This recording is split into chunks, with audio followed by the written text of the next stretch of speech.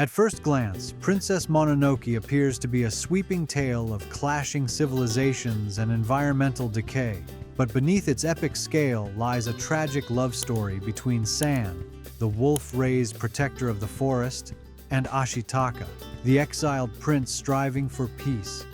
Their love is not just star-crossed, it's a collision of irreconcilable worlds, ideologies, and identities. Miyazaki's story doesn't merely pit nature against humanity, it forces two lovers to confront the impossibility of bridging the chasm between their souls. Welcome to Ghibli Theory, where we explore the hidden meanings, intricate theories, and fascinating worlds within Studio Ghibli films and beyond. Whether unraveling the mysteries behind beloved classics or diving deep into the minds of legendary creators like Hayao Miyazaki, this channel is your go-to space for uncovering the layers beneath the surface of your favorite animated stories. San and Ashitaka are not just individuals, they are symbols. San, raised by the wolf goddess Moro, has fully rejected her humanity. She wears the fur of wolves, fights with animalistic ferocity, and views humans as a parasitic blight on the natural world. Her loyalty to the forest and its inhabitant is absolute. To love a human would mean betraying the forest she's sworn to protect. Ashitaka, by contrast, exists in limbo. Exiled from his village for a curse he didn't choose, he arrives in Irontown as an outsider, pleading for coexistence. But his empathy for both sides makes him belong to neither. He understands the desperation of humans like Lady Eboshi, who destroy the forest to survive, yet he also shares San's grief for the suffering of the gods. This duality isolates him.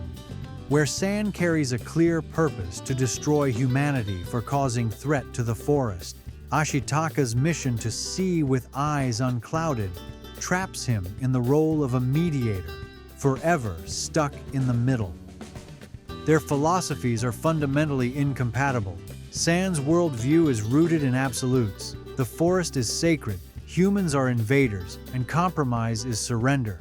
When she snarls, "I'm not afraid to die. I'll do anything to get humans out of my forest." It's not just a battle cry. This unlimiting rage is the source of her identity.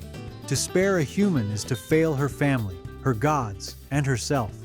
Ashitaka, however, believes in the potential for change. He doesn't condone humanity's violence, but he fights to end the cycle of vengeance rather than escalate it. When he stops San from killing Lady Eboshi, he isn't just disarming her, he's rejecting her entire reason for existing. For San, this moment reveals the painful truth. Ashitaka's hope for peace requires her to abandon her rage, the very emotion that defines her. Even their acts of compassion highlight their divide. Ashitaka risks his life to save San, carrying her to safety after battle, but she recoils from his touch, his humanity a reminder of the world she hates. Later, San tends his wounds, a fleeting tenderness that underscores their connection. Yet these moments are exceptions, not resolutions. Their bond is built on mutual respect, not shared purpose. San cannot follow Ashitaka into a human world she despises, and Ashitaka cannot join her in a forest that his humanity inherently threatens. They are bound by affection, but severed by destiny. San and Ashitaka's relationship begins not with romance, but with mutual awe. They see in each other the qualities their own worlds lack. San, who despises humanity, is drawn to Ashitaka's unyielding compassion, his willingness to bleed for both humans and gods. She recognizes a purity in him untouched by greed or hatred, a stark contrast to the humans who ravage her home. Ashitaka, meanwhile, admires San's ferocity and conviction.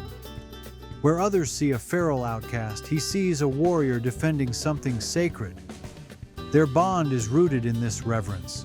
They are mirrors reflecting the best of their respective worlds. But admiration is not the same as alignment. San's strength lies in her refusal to compromise, while Ashitaka's lies in his belief that compromise is possible. This tension between idealization and reality haunts their connection. Their relationship thrives on hope, a fragile belief that understanding might transcend division. In quieter moments, San tending Ashitaka's wounds, Ashitaka carrying her injured body to safety, they glimpse a world where coexistence isn't just a dream. Yet these gestures exist in stolen pockets of calm, far removed from the storm around them. The real world is not a forest glade or a moonlit field. It's Lady Eboshi's cannons firing, the Boar clan's vengeful rage, and the forest spirit's corpse spreading death.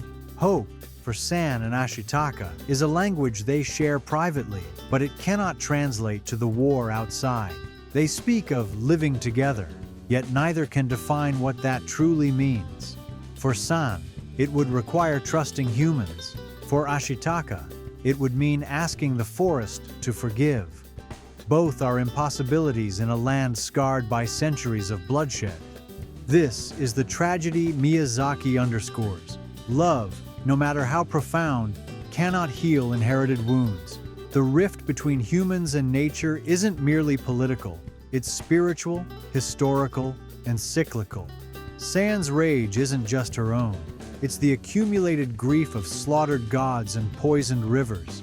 Ashitaka's curse, a literal manifestation of humanity's sins, serves as a reminder that some damage cannot be undone. Their love is personal, but the conflict they navigate is ancient and systemic. When San declares, "I hate humans," she isn't rejecting Ashitaka. She's rejecting the weight of history he carries as one of them. Likewise, Ashitaka's plea to San, "I want you to live," cannot erase the fact that his very presence in the forest is a reminder of its violation. In the end, their choices cement their separation.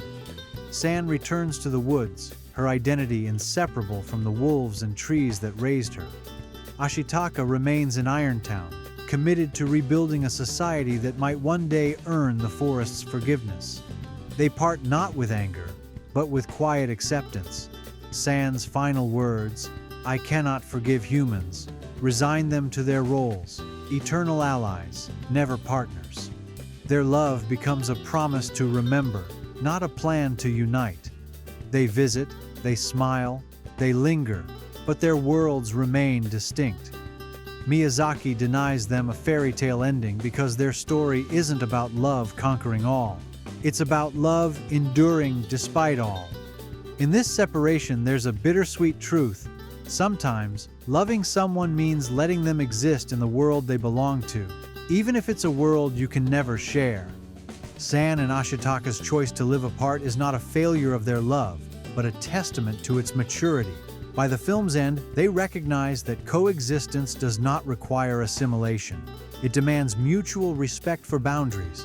San cannot abandon her role as the forest's guardian, nor can Ashitaka fully renounce his humanity.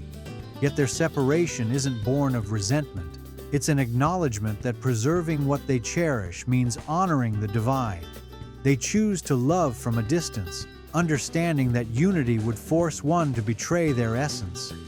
In doing so, they model a fragile but profound truth. Sometimes, the only way to coexist is to let go. Princess Mononoke reframes the question of harmony between humans and nature. It doesn't ask if peace is possible. It asks what peace even means. San and Ashitaka's relationship suggests that coexistence might not look like hand-holding unity, but like two worlds orbiting each other, close enough to see but never to merge. The film's final act offers no grand reconciliation. The forest regrows, but scars remain. Irontown rebuilds, but Lady Eboshi's ambition persists. San and Ashitaka's parting reflects this ambiguity. They share a smile, a promise to visit, and a quiet understanding that their paths will never fully align. Their love becomes a metaphor for the larger conflict, a reminder that healing isn't about erasing differences, but learning to live with them. The story challenges the notion that love can erase centuries of violence. Humans and nature, like San and Ashitaka, are bound by cycles of destruction and renewal. The film's answer to whether they can coexist is neither yes nor no, but it's complicated. Coexistence here isn't harmony, it's a truce.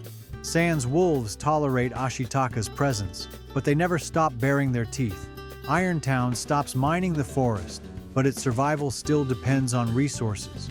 Similarly, San and Ashitaka's bond endures, not because they resolve their differences, but because they stop trying to fix each other. They accept that their values are non-negotiable, and in that acceptance, find a way to coexist without conquest. Miyazaki's conclusion is quietly revolutionary. By letting San remain wild and Ashitaka in the human village, he rejects the fantasy of love as a unifying force. Instead, he posits that true respect lies in allowing each other to exist as they are, even if it means loving across a divide. The forest and humanity, like San and Ashitaka, are left to navigate an uneasy balance, separate, watchful, but no longer at war. In this space between conflict and unity, Princess Mononoke finds its deepest truth. Coexistence isn't about erasing the past, but choosing a future where both sides can breathe. San and Ashitaka's love was real, but it was never meant to survive. Nature and humanity is a tragedy written in the very fabric of the film. But what do you think? Was there ever a path where their love could have worked? Drop your thoughts in the comments. And if you love deep dives into Ghibli storytelling, don't forget to like, subscribe, and hit that bell for more.